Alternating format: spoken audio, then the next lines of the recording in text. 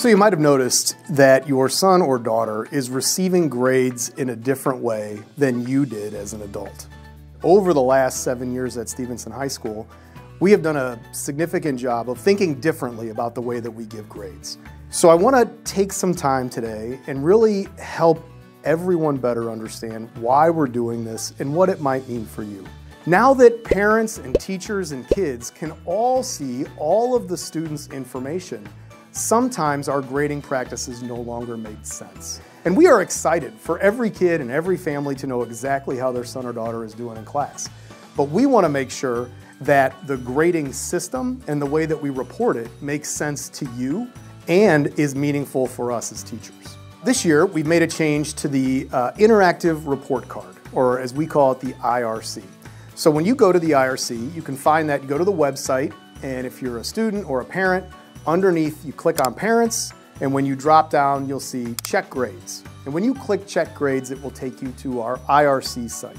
Once you're on the first page here, you can see all the different courses. If you click on a course, it will take you deeper into the gradebook.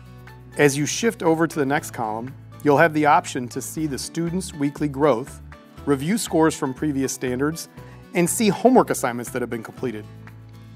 Under the weekly growth section, you'll be able to see if you're making adequate growth, minimal growth, or if you're failing to grow. Now, of course, a student who's in an adequate growth, no matter what their grade is, that means that if they started at a low grade, they are growing successfully and we expect them to continue to get better and better as the year goes on. If you see a student with an MG, that means that their growth is not at the same rate as everybody else, and we're hoping to move that up and get them to grow a little faster. And if you see a student with an FG, that means that they're not growing at all, and we're very concerned. We find this information is incredibly helpful. Both of these two numbers together is very important in defining how a student is growing.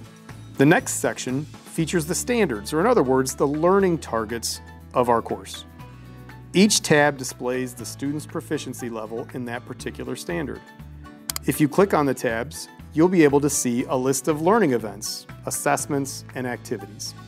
Another thing that I think is interesting, a question that I get quite often, is, well, you've built a system with a 4-3-2-1. And if the 4-3-2-1 exists, have you just replaced A, B, C, D with 4-3-2-1? That's not true at all. 4 means that they have exceeded mastery, 3 is mastery, 2 is not there yet, and 1 is a fundamental understanding. We want to measure your ability in each standard over time. And each time that we give an assessment, we're going to say, did you meet the standard in this assessment or not? That is not an A or a B, that's an indication of your grade in this standard.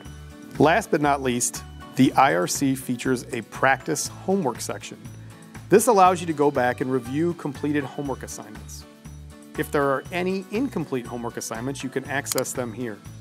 You are expected to complete these assignments to demonstrate and grow in your proficiency on each learning target, therefore giving you a chance to boost your overall grade. We hope this information helps you better understand the new and improved interactive report card.